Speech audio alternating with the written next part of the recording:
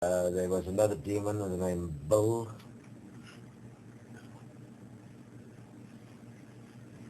And he came through and he said to me, I know what you're doing.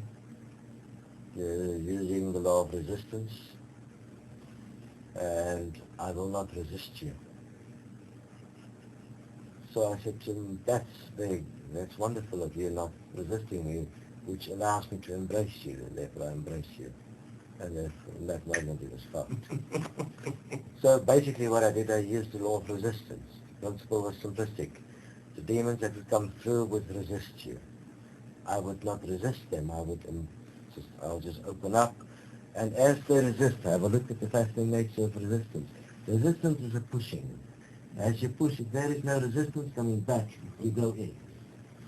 So using the law of resistance like that allowed the demons, to show the demons what was going on, and they could not resist me from that perspective because it was futile. So that showed another perspective, because I had a single moment in which to come up with how to deal with this point of this clever demon. I mean, the demon telling me he's not going to resist me. So that works both ways. Yeah, so it works both ways, which was fascinating because it works both ways. Because basically the principle that I understood at that stage was that there was a singular law within consciousness, which is also within the physical manifested universe, which is the law of balance.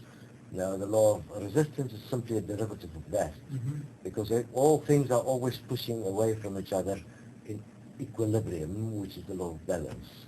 Therefore, everything is always in equilibrium. If you want to change anything, you have to step beyond the equilibrium, either allowing it into you or pushing it, and then allowing it into you. So you have to basically embrace what is here to change it. You have to step beyond the balance. You have to become virtually, they call it the point of change. You have to become the catalyst. If you are not the catalyst, therefore if you do not interfere, there will be no change. That was very clearly demonstrated in dealing with the demons from this perspective. So at this stage we've now, with the opening of the portal, that gave us quite a new perspective on anything, because we've been dealing with demons, and then I was sitting discussing with people at the point that we're going to need to have a direct access to heaven to investigate what is going on, why demons, for instance, exist, because here we have proven that forgiveness changed demons. I would like to know from heaven, why have they not applied forgiveness with the demons? I mean, that's the message from heaven. Here we have proven in this world, in the physical, that forgiveness worked with demons, and heaven is not applying forgiveness. I would like to know why.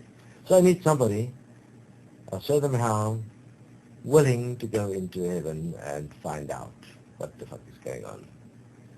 And so Sunette said, yes, she'll do it. So I looked at it, and in that moment that she said it, I tested it. I tested those things inside me in terms of, and it stood. So I was a little bit unsure from the perspective, because I didn't know what she will face. Will she be strong enough to stand? The only tool she has is forgiveness. Whatever is going to happen, she's going to have to use forgiveness, which is strange, isn't it? And I then said, okay, there's only one thing I can do for you. I can protect you. I can protect you with the grace of God, which means what I then did is I placed my arms on the shoulders, and I placed myself as a protection. Because at that stage I understood one thing very clearly. We are the image and likeness of God. That means we are equal in one.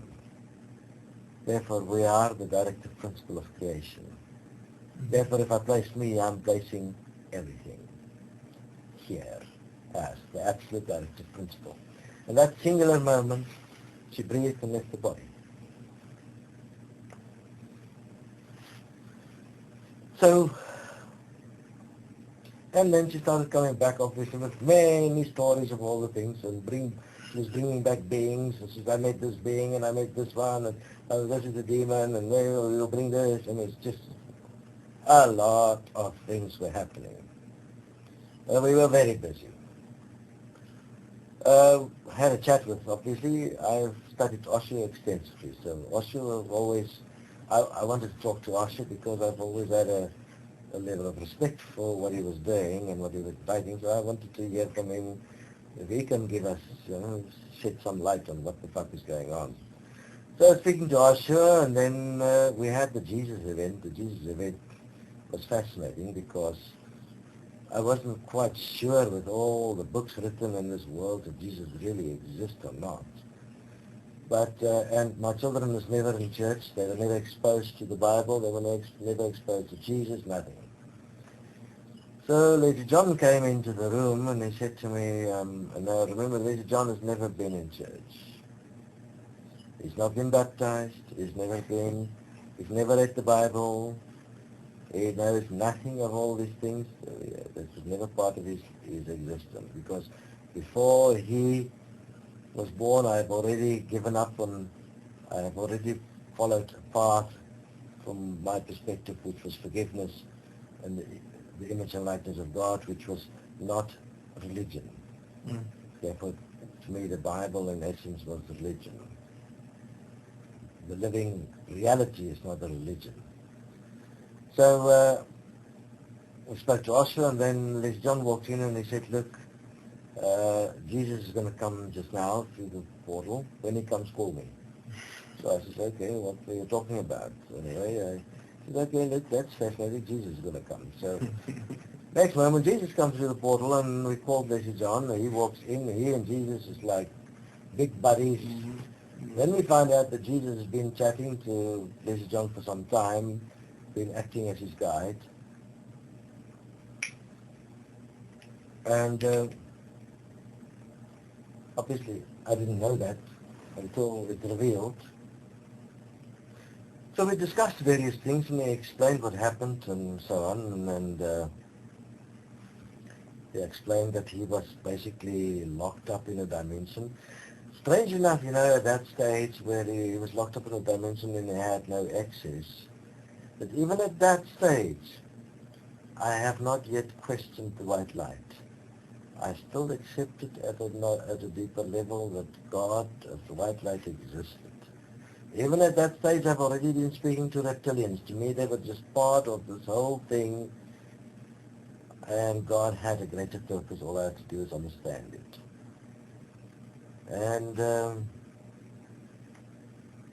so here we're chatting away with Jesus, then Jesus and Kiran, they went and they cleared up the demon dimension. So in that moment, the last demon we did was Hitler. It was the very last demon we did. After that, all the demons were cleared up.